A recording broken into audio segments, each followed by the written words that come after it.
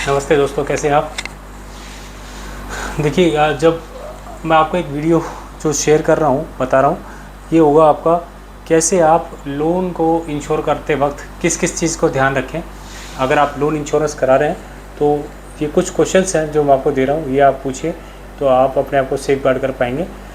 मैंने नोटिस किया, मेरे प्रीवियस वीडियो में आपने देखा होगा कि कैसे आपको हाई प्रीमियम पे करने के बाद भी आप प्रॉपर्ली इंश्योर्ड नहीं होते हैं। तो कोई भी लोन को सिक्योर करने के लिए सबसे पहले तो लोन सिक्योर करना एडवाइजेबल है, चाहे बैंक से लें चाहे आप इंडिविजुअली आप कहीं से भी लें, लोन शुड बी इंश्योर्ड। उसका रीज़न होता है कि इन केस कोई मिसहैपनिंग होती है तो आपकी लायबिलिटी आपके बच्चों पे ना आए। तो आज मैं आपको ये बताऊंगा, कुछ क्वेश्चंस हैं, आप देखिए, ज़्यादा नहीं है, आप अपने फ्रेंड्स से शेयर करिए। ये क्वेश्चन पूछेंगे तो आपको काफ़ी आंसर मिलेगा, और बैंकर्स आपको इन क्वेश्चंस का आंसर ही नहीं दे पाएंगे, ना वो देते हैं जल्दी से। ठीक है, रीज़न क्या है कि जो आपको इंश्योरेंस सेल कर रहा है वो लोन का सेल्स मैनेजर होता है, उसको आइडिया नहीं होता है कि इंश्योरेंस होती है कि कितनी होती है। दूसरा आदमी होता है, वो भी एक सेल्समैन की तरह ही आता है, इंश्योरेंस का भी आता है, वो भी प्रॉपरली एडुकेटली, या मैं क्या कहूँ, शायद IRDA लाइसेंस नहीं हो सकते हैं कई बार, वैसे सेल्स के बंदे होते हैं, तो बड़ी दिक्कत आती है, आप फुल इंश्योर नहीं होते हैं। तो कुछ क्वेश्चंस मैं आपको बता रहा हूँ, आप ये नोट करिए और आप खुद आप एनालाइज कर पाएंगे। नहीं कर पाते हैं तो आप मुझे कांटेक्ट करिए, मैं आपको बताऊंगा उनके बारे में। देखिए, सबसे पहले आपने पूछना है कस्टमर से, बैंकर से, कभी भी लोन सैंक्शन कराने से पहले जब इंक्वायरी होती है, आप उसको सेल्स मैनेजर को अपने पास बुलाइए, वीडियो कॉल करिए, फ़ोन पे बात करके डिस्कस मत करिए। या तो आमने सामने बैठ के बात करेंगे तो बहुत बड़ा कॉन्फिडेंशियल रहता है, आपको भी ईजी रहता है, हमें भी रहता है, लेकिन आजकल लोग तो फ़ोन पे बात करके क्लोज़ कर लेते हैं।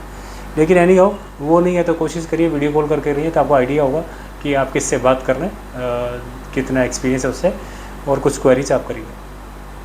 तो देखिए, पहला क्वेश्चन मेरा है, व्हाट इज़ कवर्ड। डेफिनेटली मुझे पता रहना चाहिए कि मेरा वो कवर क्या होगा। आपने मैंने बोला कि आप इंश्योरेंस करा लीजिए, आपने कहा ठीक है कर दीजिए, और मैंने आपकी इंश्योरेंस कर दी। कल को कोई मिसहैपनिंग हुई तो मालूम पड़ा ये आपको जो इंश्योरेंस चाहिए थी वो है ही नहीं।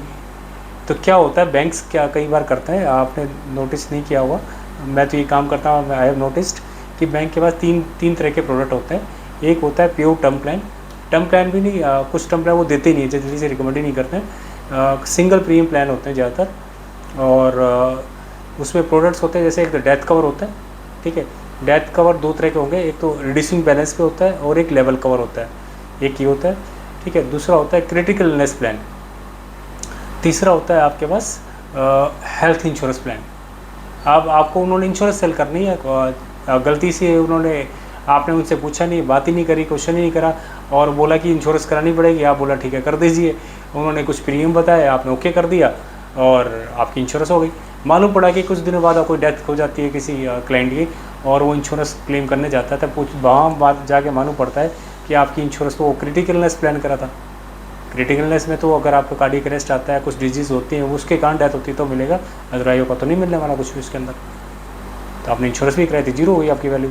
तो सबसे पहला क्वेश्चन ये करिए, व्हाट इज़ कवर्ड, और कोशिश करिए डेथ को प्रेफरेंस दीजिए। अगर क्लाइंट की डेथ होती है तभी बहुत ज़्यादा दिक्कत होती है। क्रिटिकल इलनेस से एक कहने की बात होती है, आदमी जब रिकवर हो जाता है तो वो कहीं ना कहीं से करके आपकी EMI देनी शुरू करता है। पहला क्वेश्चन होगा ये। सेकंड होता है हु इज़ कवर्ड।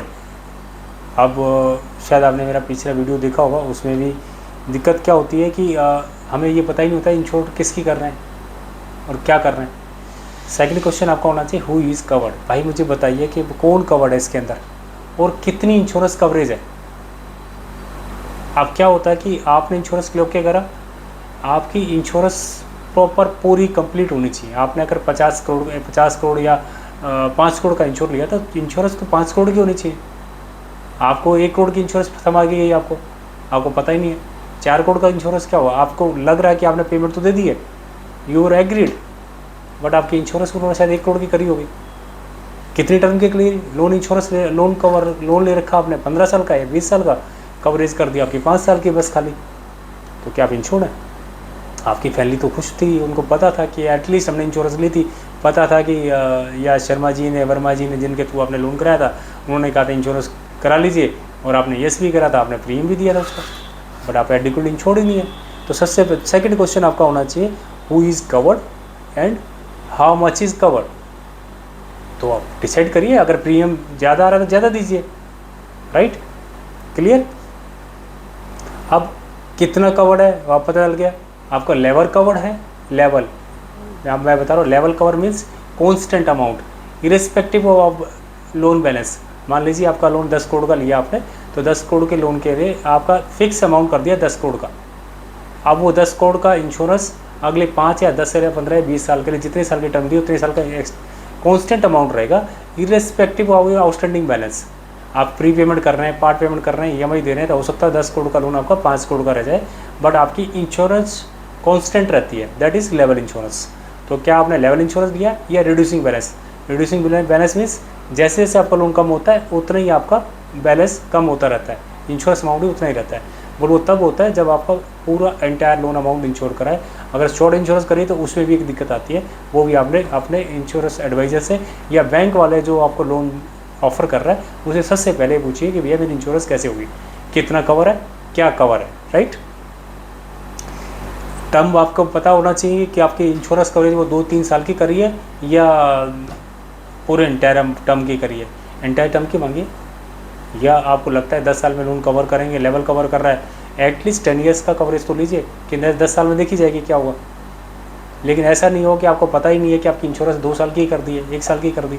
ऐसा से केस हुआ मेरे साथ, एक एग्जिस्टिंग क्लाइंट हमारे, उन्होंने बैलेंस ट्रांसफ़र करा लिया, हालांकि अभी वो BT मेरे पास ही आ रहा है दोबारा, तो बता तो दिया कि मेरी इंश्योरेंस करी है, इंटरेस्ट रेट के चक्कर में उन्होंने इंश्योरेंस ओके कर दिया, वो 1.5-2 लाख रुपये उनके गए भी, और 3 साल की इंश्योरेंस थी। अब तीसरे साल लोन ख़त्म हो जाएगा, हालांकि उनको मैंने प्रोटेक्ट कर दिया अभी उनकी कंपनी के अकाउंट से, तो 85,000 पर एनम दे करके 2.5 करोड़ की इंश्योरेंस दे दिए, he is protected now.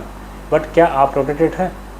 I am not sure, आपको लग रहा है, लेकिन मुझे श्योर नहीं है कि आप शायद प्रोटेक्टेड नहीं है। अपना इंश्योरेंस कवरेज अगर आपने लोन ले भी लिखा है तो भाई एटलीस्ट अपने एडवाइज़र को या बैंकर को फ़ोन करके इंश्योरेंस पॉलिसी मंगवा लीजिए अपने पास। आपके पास इंश्योरेंस पॉलिसी भी नहीं होगी, मुझे श्योर है, आपने इंश्योरेंस कराई है, इंश्योरेंस पॉलिसी नहीं है आपके पास, इंश्योरेंस पॉलिसी सबसे पहले मंगवाइए और देखिए कितना कवर है, क्या कवर आपका, राइट। अब इसके बाद आती है कि आपने कितना प्रीमियम पे करना है, कितना प्रीमियम पे किया है। आपको वो जो बताएंगे तो बताएंगे, आपको प्रीमियम नहीं बताएंगे, आपको EMI बताएंगे। EMI मीन्स अगर आपका 20 साल का लोन है तो लगभग आपकी 1 लाख पे 1,000 रुपये के आसपास की EMI हुई या 900 रुपये की। तो अगर आपको उन्होंने 10 लाख का प्रीमियम दिया तो आपको बताया जाएगा सर 10,000 पर मंथ ही जाएगा। No, don't ask the EMI, ask them कि how much to pay. 10 lakh से रुपीज़ है तो 10 लाख से ही पूछिए उनसे, ये मत पूछिए कि 10,000 पर मंथ है, क्योंकि आप जब पूछते हैं तो आपको इमेजिन करने लग जाते हैं कि सर ठीक है एटलीस्ट 10,000 पर मंथ दूंगा, मेरा 10 करोड़ का लोन इंश्योर्ड है, कोई दिक्कत नहीं है, 10 करोड़ में 10,000 पर मंथ देना कोई बड़ी बात नहीं है। लेकिन आपको लगता है, आपके माइंड में ये क्वेश्चन आता है, या इमेजिनेशन आपकी अलग होती है, बैंकर की अलग होती है। बैंकर क्लेम नहीं कर पाता, आपको ना बताता है। आपकी इमेजिनेशन ये होती है, जो मैंने 99% चांसेस देखा है कि ठीक है मैं लोन को 2 साल चलाऊंगा, 2 साल बाद लोन रीपे कर दूंगा, तो 10,000 पर मंथ के तो लगभग 2-1 लाख रुपये जाएंगे, 2-2.5 लाख रुपये, लोन कवर हो जाएगा। नहीं, लोन तो कवर्ड है, लेकिन जब आप लोन क्लोज करने आएंगे तो आपका जो 10 लाख का प्रीमियम है, एटलीस्ट 10 लाख में हो सकता है कि आपका इंटरेस्ट पे हुआ हो और आपको 9,50,000 रुपये आपको पे करने पड़ जाए, या 9,80,000 रुपये पे करने पड़ जाएंगे अलॉन्ग विद योर आपका लोन अमाउंट, राइट। तो सबसे आपने पूछना है कि कितना अमाउंट आपको पे करना है वन टाइम, या कितना अमाउंट आपका लोन अमाउंट में वो ऐड करेंगे। अगर आपने 1 करोड़ का लोन लिया, अगर उसमें 10 लाख या 5 लाख 7 लाख रुपये ऐड कर रहे हैं पूरा एंटायर लोन के लिए, आपको 1 लाख भी बता सकते हैं, 1 लाख बताएंगे, इसका मतलब एडिक्वेटली आपको इंश्योर नहीं करा उन्होंने, दैट इज़ क्लियर। तो आप उनसे बोलिए कि भैया मेरा पूरा इंश्योरेंस अमाउंट बताइए कितना है, अमोर्टाइजेशन शेड्यूल बना के दीजिए मुझे कि मेरा कवर कितने कितने साल, किस साल में कितना कवरेज रहेगी, क्लियर। आपने जो प्रीमियम पे किया है, अब आपको ये चेक करना है कि आप वो प्रीमियम पे करा है, अगर आपने 3 लाख या 5 लाख रुपए है तो उसका EMI कितनी, अब उसकी EMI चेक करिए कि आपकी EMI कितनी पर मंथ जाएगी। अगर 3 लाख रुपये दिया है आपको और 10 साल की लोन दिया है तो लगभग 3 लाख पे मैं मान के चलता हूँ, लगभग 3,500 के आसपास की पर मंथ की EMI आती है, 3700-3500 के आसपास की। तो क्या वो पर मंथ देने के बाद 10 साल में कितना पे हुआ, अगर मैं 10 साल की बात मान के चलूँ अप्रोक्सीमेटली आपको 3.5-4 लाख रुपये देना पड़ता है। अब कंपैरिजन कीजिए। सबसे पहले तो आपने चेक कर लिया कि कितना अमाउंट है, क्या क्या कवर्ड है, कौन सी कवरेज है, कितने साल के लिए कवर होगा, क्या वो कवरेज वो दे रहे हैं कि आपके लिए सही भी है नहीं है, वो आपने डिसाइड करना है। मैं ये नहीं कह सकता, हो सकता है कि आपको 2 साल ही लोन चलाना हो, तो 3 साल 5 साल की कवरेज भी आपके लिए एडुकेट है, आपको 20 साल के लिए क्यों प्रीमियम पे करें, राइट। अब ये चेक करिए कि आपका जो प्रीमियम डिसाइडेड है, यूजुअली वो एक्चुअल अमाउंट आपको नहीं बताएंगे, बट उनसे बात करिए, मंगवाइए डिटेल्स, ऑन डॉक्यूमेंट मंगाइए कि कोटेशन भेजिए भाई मुझे पहले कि आपका इंश्योरेंस अमाउंट कितना होगा और क्या क्या कवर होगा। जब वो अमाउंट आपके पास आ जाए, मान लीजिए वो 5 लाख का आता है, तो आपको ये चेक करना है कि ये जो 5 लाख रुपए का प्रीमियम दे करके मैं यहाँ से इंश्योरेंस ले रहा हूँ जो कि रिड्यूसिंग है, लेवल है, वॉटेवर, और कितने साल के लिए, क्या वो 5 लाख रुपए का मैं FD करा देता हूँ, फिक्स डिपॉजिट करा देता हूँ, तो उसका जो इंटरेस्ट आएगा 5 लाख आपका सेफ हो गया।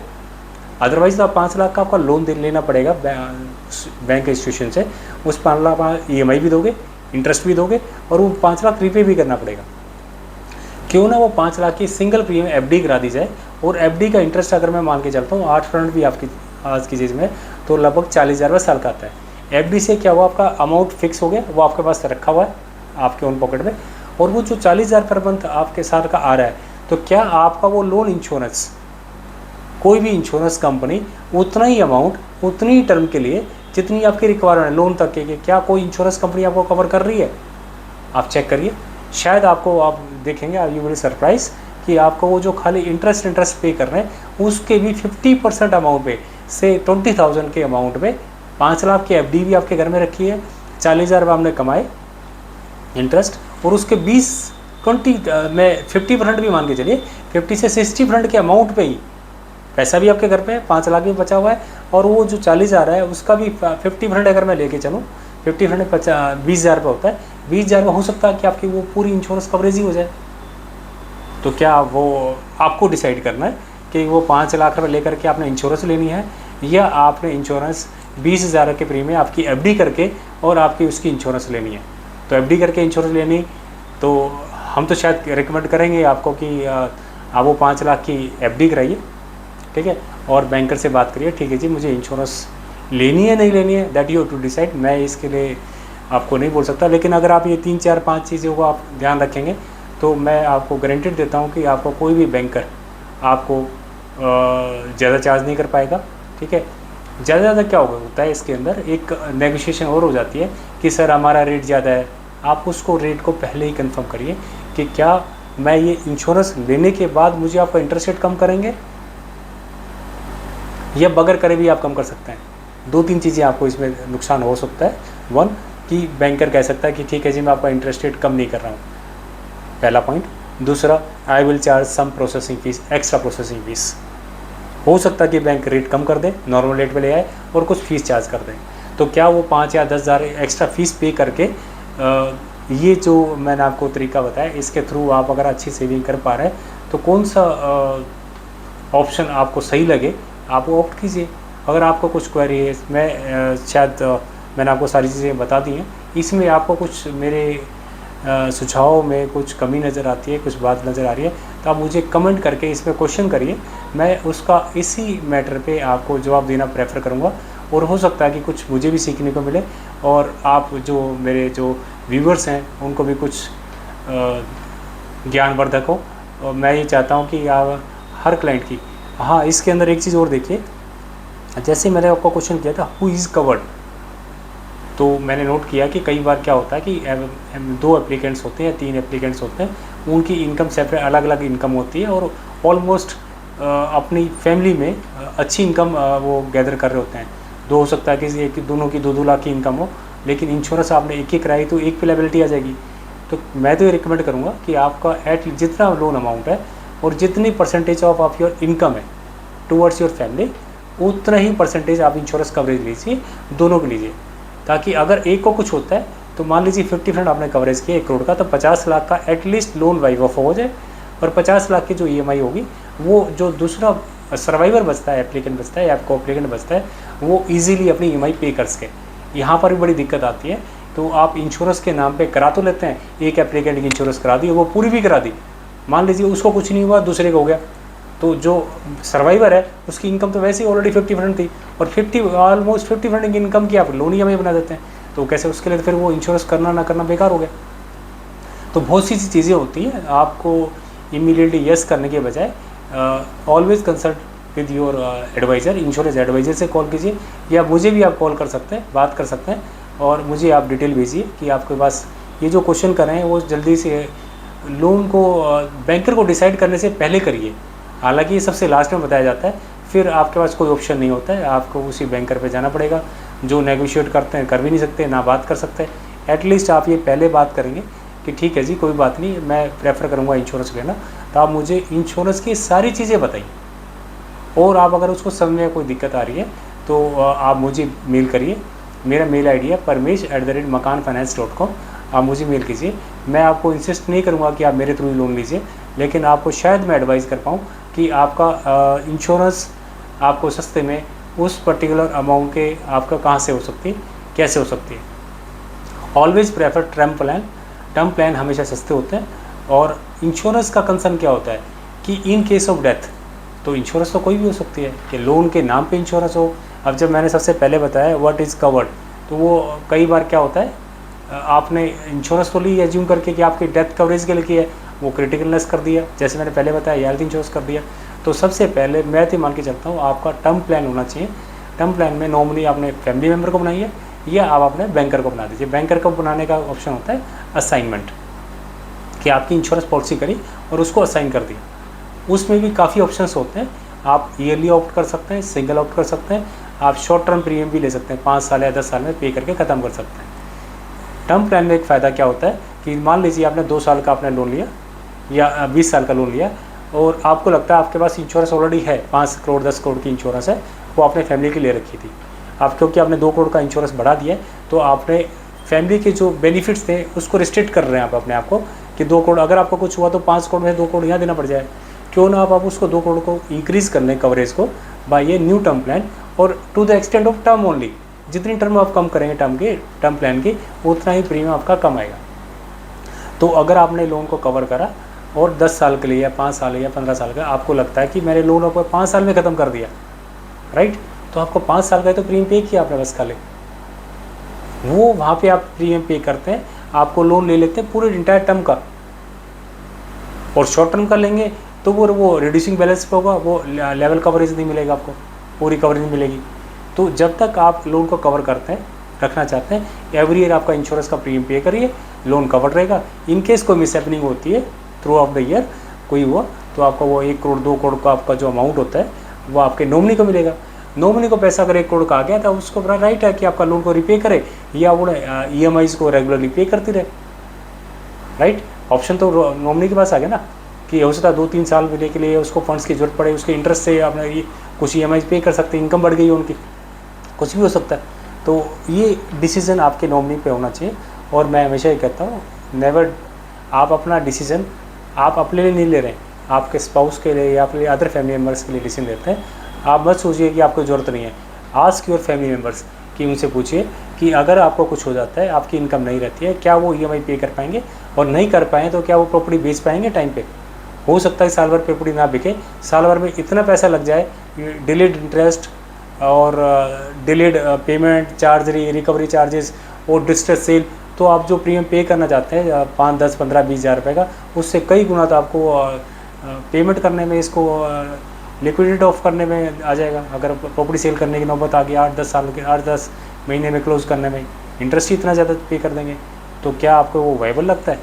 अगर लगता है तो आप विदाउट इंश्योरेंस कंटिन्यू कर सकते हैं, नहीं तो आप मुझे कॉल कीजिए, मैं आपको एक अच्छा टर्म प्लान आपके लोन को सिक्योर करने के लिए दूंगा, और वो बहुत ज़रूरी है, आप उसको इंश्योरेंस कराइए। और बैंकर से मैं किसी बैंकर का नाम नहीं लूँगा, आप लेने से पहले 10 चीज़ें पहले कोट लीजिए। इवन मेरे पास भी कोई कॉल आती है, बात आती है, आप मुझसे सबसे पहले पूछिए कि भाई इस बैंकर से आप लोन कराने की बात कर रहे हैं, उसकी कोटेशन ला कर सबसे मुझे बताइए कि अगर मुझे इंश्योरेंस लेनी पड़ी तो कितने अमाउंट तक की होगी, कैसी होगी, क्या चीज़ होगी। अगर शॉर्ट भी लेनी पड़ेगी तो आप क्लियरली आपको पता होगा कि हाँ मैंने शॉर्ट इंश्योरेंस ली है, मैंने 1 साल की इंश्योरेंस ली है, मैंने 2 साल की ली है, आई एम नॉट इंश्योर्ड, तो मैं हो सकता है टर्म प्लान की बात करूँ। मुझे कई बार कन्फ्यूजन क्या होता है, मैंने नोटिस किया है कि आप इंश्योरेंस के नाम पे ले तो लेते हैं, कोई भी इंश्योरेंस आपने परचेज़ कर लिया, ठीक है, और आपको लगता है इंश्योरेंस है, लेकिन वो एडिक्वेटली इंश्योर्ड नहीं है, क्योंकि आपने ये जो 5-6 क्वेश्चन मैंने बोले इसके आंसर आपके पास नहीं थे और आप इंश्योर्ड नहीं हो। तो मैं आपको बस ये आप जो भी आपके फ्रेंड है सर्कल में जो भी हैं जो होम लोन जिसने ले रखा है या कोई लेना चाहते हैं, तो आप प्लीज़ ये वीडियो सबसे पहले देखें ताकि आप उस लोन को प्रोटेक्ट कर पाएँ, अच्छी तरह प्रोटेक्ट कर पाएँ। और इसके बारे में कोई फर्दर डिटेल चाहिए आप मुझसे कॉल करके बात कर सकते हैं, मैं आपको इसके बारे में अच्छी डिटेल दूंगा। और आपको बैलेंस ट्रांसफ़र करना है या कोई अदर कोई लोन की रिक्वायरमेंट है उसके लिए भी मुझसे कॉल कर सकते हैं। I have knowledge of insurance, loans, mutual funds, everything, मेरे पास सभी के लाइसेंस है और लास्ट 20 ईयर से मैं यही काम कर रहा हूँ। तो डिले मत कीजिए। आपका इंश्योरेंस अगर आपने करवा भी रखा है तो उसको बैंकर से बात करिए, प्रायोरिटी में बात करिए। इंश्योरेंस कवरेज जितनी भी करा रखी है जैसे उसकी पॉलिसी की कॉपी आप मंगवाइए बैंकर से कि आपने मेरी इंश्योरेंस करी थी, कितने अमाउंट की है, मुझे पॉलिसी डिटेल भेजिए। आपके पास एक बार बोलेंगे तो भी नहीं आएगा, 2 बार बोलेंगे तो भी नहीं मिलेगी, 3 बार बोलेंगे तो भी नहीं मिलेगी। You have to follow up to your banker. आपको वो लेना है और अपनी फैमिली को प्रोटेक्ट करना है। आज का वीडियो इतना ही। अगर आपको इसके बारे में कोई वीडियो में एक अच्छी इन्फॉर्मेशन लगी हो तो मैं आपसे रिक्वेस्ट करूँगा कि आप मेरे वीडियो को लाइक करिए और सब्सक्राइब करिए इस चैनल को, ताकि ये वीडियो काफ़ी लोगों के पास, आगे लोगों के पास पहुँच पाए और उनको बेनिफिट हो। ये मुझे तो लगता है कि ऑल ओवर इंडिया में जो भी आप लोन ले रहे हैं, जितने भी लोन लेने वाले आदमी हैं, सभी के पास ये वीडियो पहुंचना चाहिए ताकि उनको एक अच्छी नॉलेज मिल सके। मैं इस वीडियो को अभी समाप्त करूंगा और आपसे इजाज़त चाहूँगा। नमस्कार, थैंक यू वेरी मच, धन्यवाद।